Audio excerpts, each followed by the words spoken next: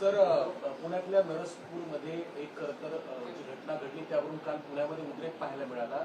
आंदोलनकर्त्यांनी 4 तास हायवे रोखून धरला आणि शेवटी मग आश्वासन देऊन हे आंदोलन कुठेतरी थांबलंय। काय वाटतंय सर? ही पहिली घटना नाही।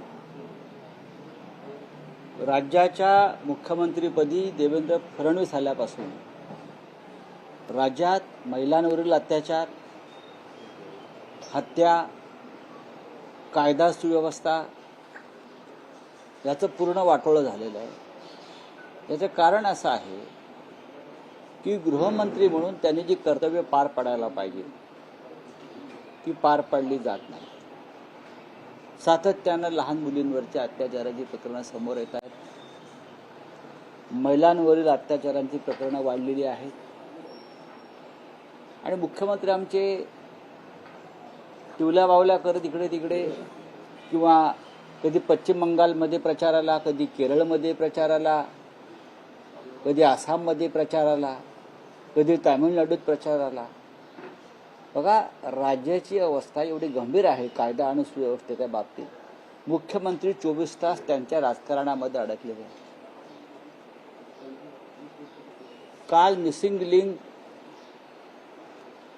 त्या रस्त्याचा उद्घाटनाच्या वेळेला ट्रॅफिक जाम झालं, लोकांचे हाल झाले, म्हणून अगदी मुख्यमंत्र्यांनी काय विनम्रपणे माफी मागितली, लोकांची मागितली ना। कालच्या प्रकरणाबद्दल त्यांनी माफी मागायला पाहिजे। मुलींवरील अत्याचारांच्या संदर्भात, महिलांवरील अत्याचारासंदर्भात त्यांनी माफी एकदा तरी मागितली आहे का? त्यांनी माफी मागायला पाहिजे। त्यांच्या अपयशाबद्दल त्यांनी माफी मागायला पाहिजे। त्या कालच्या दुर्दैवी मुलीची आई कदाचित सरकारची लाडकी बहीण असेल। तिच्या खात्यात 1500 रुपये फडणवीस टाकत असतील। त्या 1500 रुपयाच्या बदल्यात त्या बहिणीच्या मुलीवर अशा प्रकारे बलात्कार आणि हत्या करण्याचा अधिकार तुम्ही कोणाला दिलाय का?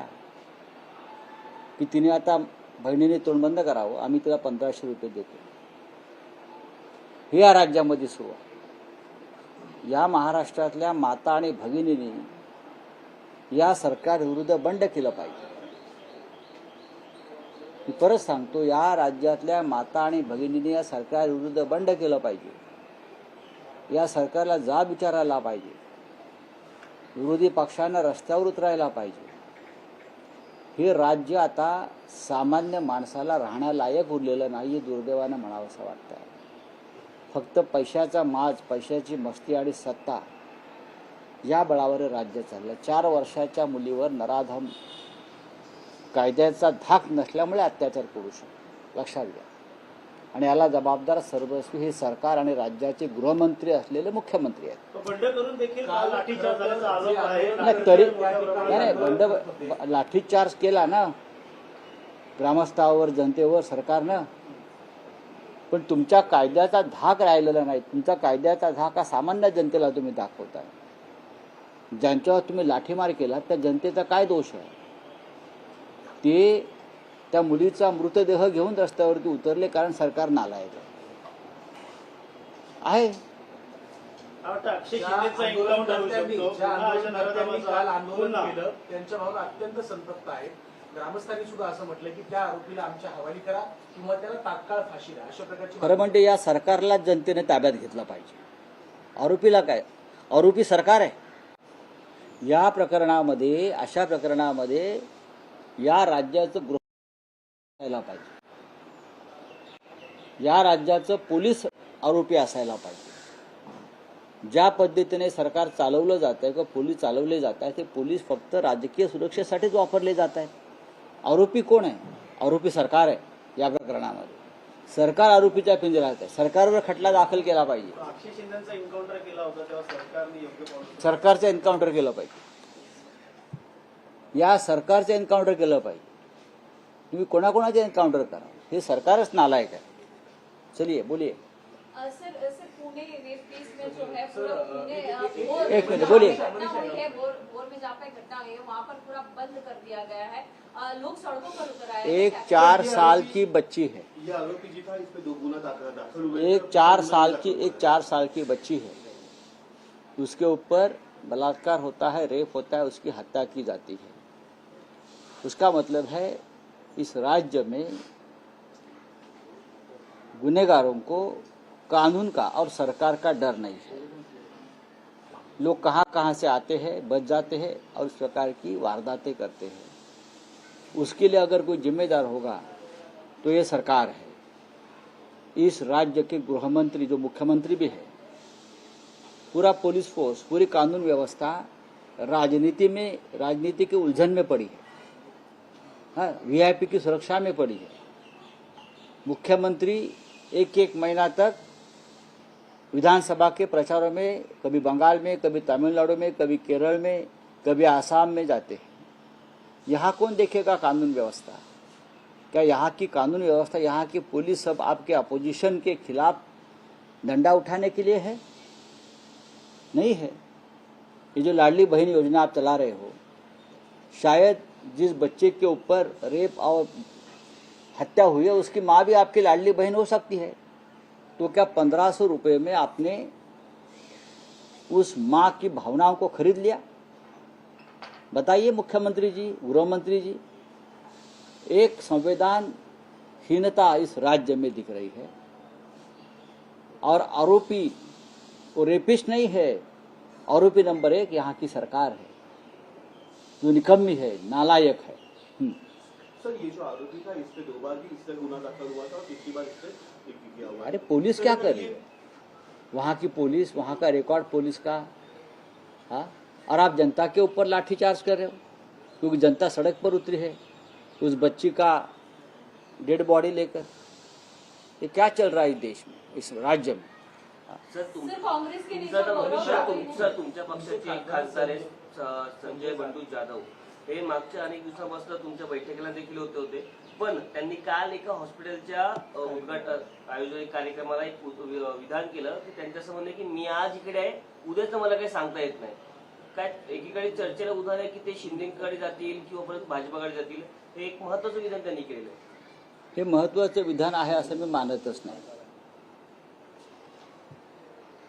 संजय बंडू जाधव हे त्यांची जी कीर्ती आहे ती एक निष्ठावंत शिवसैनिक म्हणून राहिलेली आहे। अनेक संकटामध्ये, फाटाफुटीमध्ये ते शिवसेनेबरोबर राहिलेले आहेत किंवा बाळासाहेब ठाकरेंबरोबर, उद्धव ठाकरे यांच्याबरोबर राहिलेले आहेत। त्यांनी अशा प्रकारचं जर विधान केलं असेल तर त्यांची भावना समजून घेतली पाहिजे आणि नक्कीच आम्ही त्यांच्याशी चर्चा करू, ते नक्की कोणत्या संदर्भात ते बोललेले आहेत। परंतु ठाकरेगडाच्या खासदारांमध्ये एक कुठेतरी एक हालचाल चालू आहे, चलबिची चालू आहे, आता उघड झालेला आहे। अनेक दिवसांपासून चर्चा होते, परंतु सातत्यानं जी विधान आहेत, संजय जाधवांचा आता उल्लेख केला, त्यांनी बैठकांना अनुपस्थित राहणार असेल किंवा त्यांचं कालचं विधान असेल किंवा राजकारण आता समाजकारणावर नाही तर अर्थकारणावर अवलंबून असं कोण म्हणताय? स्वतः बंडू जाधव यांनी सांगितलं। हे त्यांचं म्हणणं बरोबर आहे। मध्यंतरी दिल्लीमध्ये माझ्या निवासस्थानी शिवसेनेच्या सर्व खासदारांची बैठक झाली, तेव्हा अनेक खासदारांचं हे म्हणणं पडलं की आम्ही मरतो, राबतो, कष्ट करतो, पण शेवटी ऐन निवडणुकीत जो पैशाचा पाऊस पाडला जातो त्यात मतदार वाहून जातात। विरोधी पक्षाच्या खासदारांना कोणत्या निधी दिला जात नाही, विकास कामं केली जात नाही। हे सर्वच खासदारांचं दुःख आहे।